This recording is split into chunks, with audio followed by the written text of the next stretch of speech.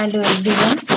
आज हम applied physics के चैप्टर ट्रांसफ़र ऑफ हीट का नेक्स्ट टॉपिक पढ़ेंगे, जो है scales of temperature and their relationship. ताप मापन हेतु कई प्रकार के पैमाने प्रयुक्त किए जाते हैं, जैसे सेल्सियस, फ़ारेनहाइट, ब्लूमर, केल्विन आदि। हेडिंग जैसे हमने पढ़ी है कि scale of temperature and their relationship, की जो टेम्परेचर की स्केल है, टेम्परेचर के पैमाने हैं, टेम्परेचर को हम किस किस में नाप सकते हैं वो पढ़ेंगे, और उनके बीच में आपस में क्या रिलेशन है वो पढ़ेंगे। तो टेम्परेचर को नापने के लिए हमने यहाँ पे कुछ एग्जाम्पल जैसे लिखे हैं कि हम सेल्सियस में नाप सकते हैं, फ़ारेनहाइट में नाप सकते हैं, र्यूमर में नाप सकते हैं और केल्विन में। तो हम इन चारों स्केल्स के बारे में पढ़ेंगे पहले। उसके बाद हम ये देखेंगे कि इन चारों स्केल्स के बीच में रिलेशन क्या है। तो सबसे पहले हम पढ़ते हैं सेल्सियस पैमाना, सेल्सियस स्केल। सेल्सियस पैमाने में हिमांक, जिसको कहते हैं हम आइस पॉइंट, 0 डिग्री सेंटीग्रेड पे, और भाप बिंदु, स्टीम पॉइंट, 100 डिग्री सेंटीग्रेड पे निर्धारित किया गया, फिक्स किया गया है। मतलब कि आइस पॉइंट क्या मानते हैं सेल्सियस पैमाने में हम 0 डिग्री सेंटीग्रेड, और स्टीम पॉइंट मानते हैं 100 डिग्री सेंटीग्रेड। और आइस पॉइंट और स्टीम पॉइंट के जो बीच का स्केल है, उसको अगर हम डिफरेंस देखें तो कितना है, 100 डिग्री सेल्सियस। इसको हम क्या करते हैं कि 100 इक्वल भागों में, पार्ट्स में डिवाइड कर लेते हैं। तो जो बीच का स्केल कितना हो गया, 0 से 100 डिग्री सेंटीग्रेड, उसको हम 100 इक्वल पार्ट में डिवाइड करेंगे तो एक पार्ट कितना हो जाता है उसका, 1 डिग्री सेल्सियस।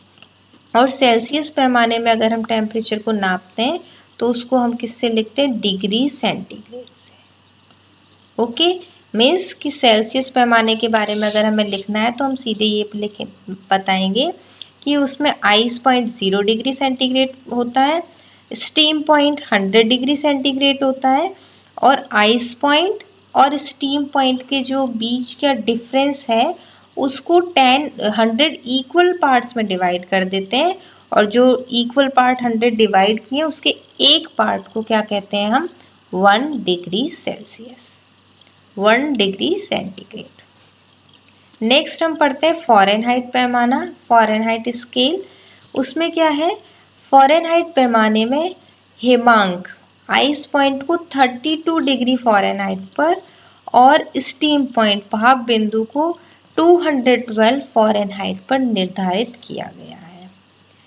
हिमांक एवं भाप बिंदु के बीच के अंतर को 180 बराबर भागों में बांटा जाता है, और प्रत्येक भाग को 1 फ़ारेनहाइट कहा जाता है। जैसे हमने सेल्सियस पैमाने में क्या पढ़ा था, आइस पॉइंट था 0 डिग्री सेंटीग्रेड, फ़ारेनहाइट में आइस पॉइंट कितना है, 32 डिग्री फ़ारेनहाइट। सेल्सियस पैमाने में स्टीम पॉइंट कितना था, 100 डिग्री सेंटीग्रेड, फ़ारेनहाइट में कितना है, 212 डिग्री सेंटीग्रेड। अब दोनों का अगर हम डिफरेंस ले तो इन दोनों का डिफरेंस कितना आता है, 180। 180 को इसमें क्या बोला है कि 180 इक्वल पार्ट्स में डिवाइड कर देना है, तो एक पार्ट का वैल्यू कितनी आती है हमारे पास, 1 फ़ारेनहाइट। अब ऐसे ही आगे हम पढ़ते हैं र्यूमर पैमाना, र्यूमर स्केल।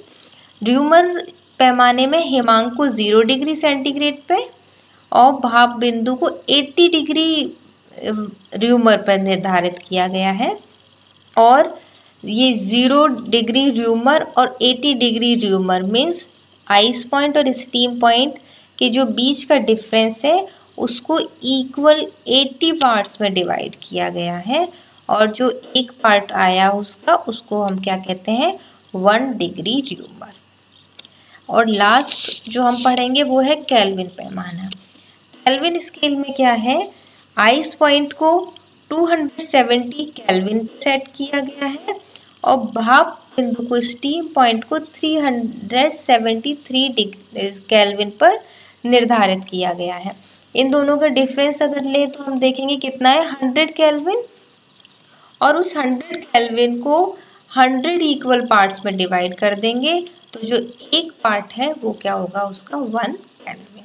अब इन चारों को हम थोड़ा कंपेयर करके देखते हैं। तो देखते सबसे पहले सेल्सियस पैमाने में आइस पॉइंट कितना है, 0। फ़ारेनहाइट में आइस पॉइंट कितना है, 32 फ़ारेनहाइट। र्यूमर पैमाने में आइस पॉइंट कितना है, 0 डिग्री र्यूमर।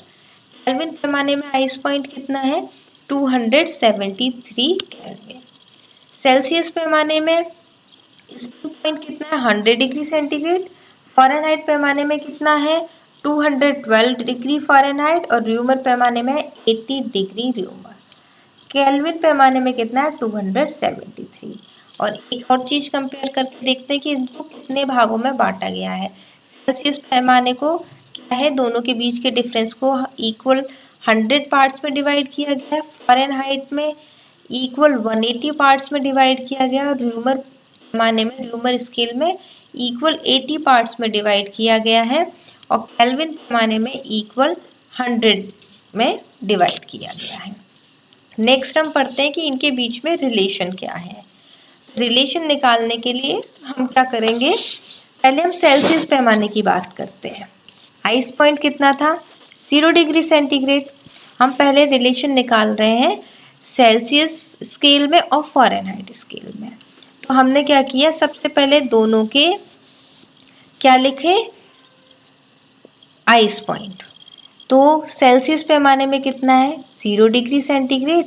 और फ़ारेनहाइट में कितना है, 32 डिग्री सेंटीग्रेड। और सेल्सियस पैमाने को, सेल्सियस स्केल को कितने पार्ट्स में डिवाइड किया जाता है, 100 इक्वल पार्ट्स में। और फ़ारेनहाइट को कितने पार्ट्स में डिवाइड किया जाता है, 180 में। तो अब हमें ये देखना है कि सेल्सियस जो स्केल है उसका जो एक पार्ट है वो फ़ारेनहाइट के एक पार्ट के कैसे बराबर है। तो इसको देखने के लिए हम क्या करेंगे, सीधे C मतलब सेल्सियस स्केल हो गया, F मतलब फ़ारेनहाइट स्केल हो गया।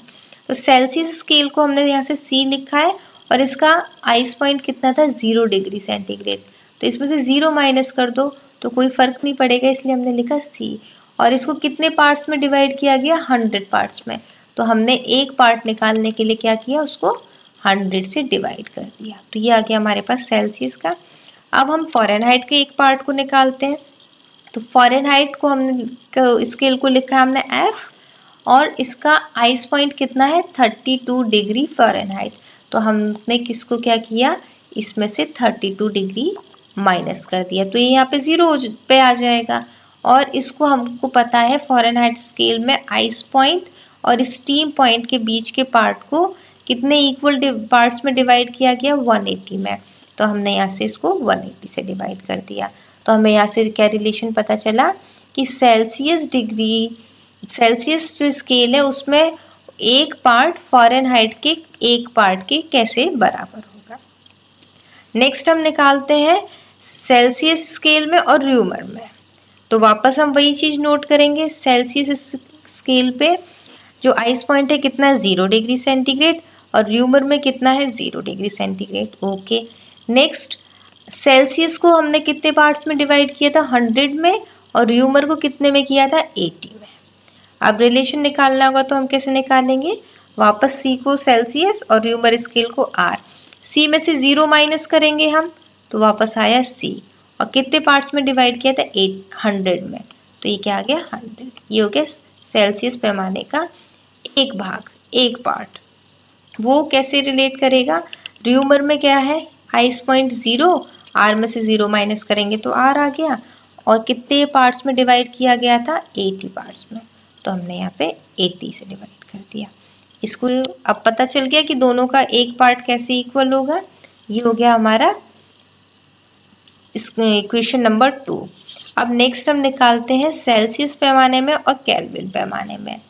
प्रोसीजर सेम वही, दोनों का आइस पॉइंट लिखा, सेल्सियस में 0 डिग्री सेंटीग्रेड, केल्विन में 273 केल्विन।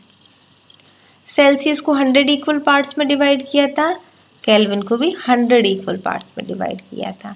तो यहाँ से हम रिलेशन निकालेंगे, C minus 0 divided by 100 is equals to K minus 273। 273 क्यों लिया है, क्योंकि इसका केल्विन पैमाने पे, केल्विन स्केल में जो आइस पॉइंट होता है वो कितना होता है 273। तो K माइनस 273 डिवाइडेड बाय 100, इसको लिखते हैं इक्वेशन 3। अब हमको तो चारों स्केल्स में सेल्सियस, फ़ारेनहाइट, ब्रूमर और केल्विन चारों के बीच में रिलेशन पता है, तो हम तीनों इक्वेशन को इनको इक्वेट कर दें, क्योंकि देखो सब में लेफ्ट हैंड साइड में तो सेम ही है C/100। तो हम इनको इक्वेट कर देंगे तो हमारे पास क्या आया, C/100 is equals to F minus 32 divided by 80 equals to R divided by 80 equals to K minus 273 divided by 100। ये हमने चारों को इक्वेट कर दिया। अब यहाँ पे हमने क्या किया, इसको डिवाइड, 0 से 0 0 0 चारों जगह से काट दिया और पूरे में 2 से डिवाइड कर दिया। तो 10 कितने बार टाइम्स जाएगा, 5 टाइम्स, 18 जाएगा 9 टाइम्स, 8 जाएगा 4 टाइम्स और फिर वापस 10 जाएगा 2 से 5 टाइम्स। तो हमारे पास रिलेशन क्या निकल के आ गया, C/5 is equals to F minus 32 divided by 9 is equals to R/4 is equals to K minus 273 divided by 5। तो ये जो फॉर्मूला हमने निकाला है, इससे हम क्या कर सकते हैं, हमें किसी भी स्केल में पता हो टेम्परेचर तो हम उसे बाकी 3 स्केल्स में चेंज कर सकते हैं। अब कैसे चेंज करेंगे, उसके लिए हम एक न्यूमेरिकल करके देखते हैं। न्यूमेरिकल में हमने सीधे क्वेश्चन एक लिया है कि 40 डिग्री सेंटीग्रेड को फ़ारेनहाइट स्केल में चेंज करना है, र्यूमर स्केल में चेंज करना है और केल्विन स्केल में चेंज करना है।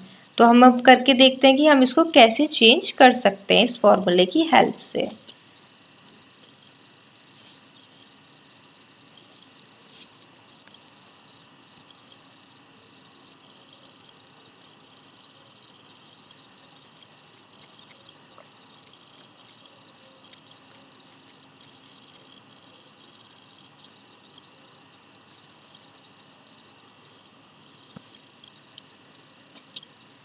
फॉर्मूला हमारे पास क्या है, C/5 is equals to F minus 32 divided by 9 is equals to R/4 is equals to K minus 273 divided by 5।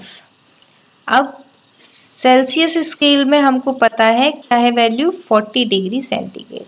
तो हमको पहले फ़ारेनहाइट में चेंज करना है, तो हम स्टार्टिंग के दो टर्म दिए हुए हैं उनको लिख लेते हैं। क्या है, C/5 is equals to F minus 32 divided by 9। Celsius scale में हमें पता है वैल्यू कितनी है 40, तो हमने यहाँ 40 वैल्यू रख ली। 5 की जगह 5, F माइनस 32 डिवाइडेड बाय 9। अब 5 से 40 को कैंसिल करेंगे तो कितने टाइम गया, 8 टाइम। तो हमारे पास क्या बचा, F minus 32 is equals to 8 into 9, cross multiply करने पे यही आया।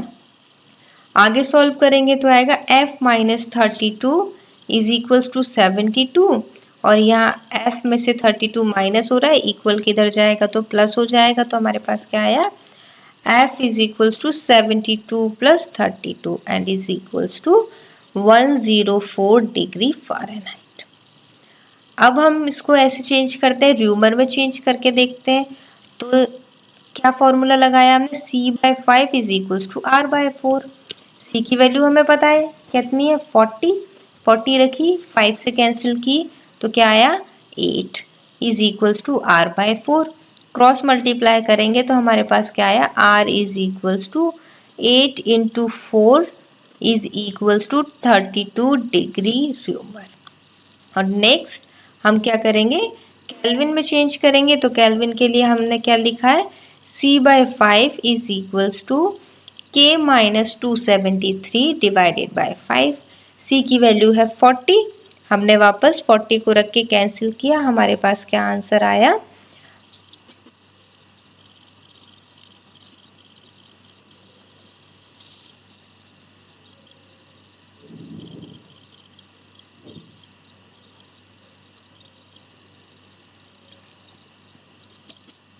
यहाँ पे 5 से 5 कैंसिल हो गया, हमारे पास आंसर आया 40 + 273 इज इक्वल्स टू 313 केल्विन।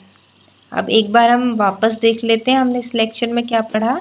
सबसे पहले हमने जो चारों स्केल थे उनके बारे में पढ़ा कि किसका आइस पॉइंट कितना होता है, किसका स्टीम पॉइंट कितना होता है, और इनके जो भाग हमने लिया है, जो छोटा भाग लिया है, उसको क्या कहते हैं, उसकी वैल्यू क्या आती है, कैसे आती है, ये हमने पढ़ा। उसके बाद में इनमें रिलेशन निकाला हमने, जो हमने निकाला लास्ट में क्या आया हमारे पास, C/5 is equals to F-32 divided by 9 is equals to R/4 is equals to K-273 divided by 5। और लास्ट में हमने इस फॉर्मूले का यूज करके एक गिवन टेम्परेचर जो किसी भी एक स्केल में दिया हो, उससे हम क्या कर सकते हैं, उसको बाकी 3 स्केल में चेंज करके उसकी वैल्यू पता कर सकते हैं कि उसकी वैल्यू कितनी आएगी।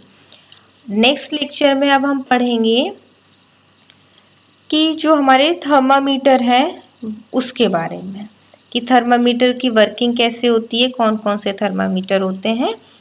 और आज का लेक्चर बस यहीं ख़त्म होता है। Thank you.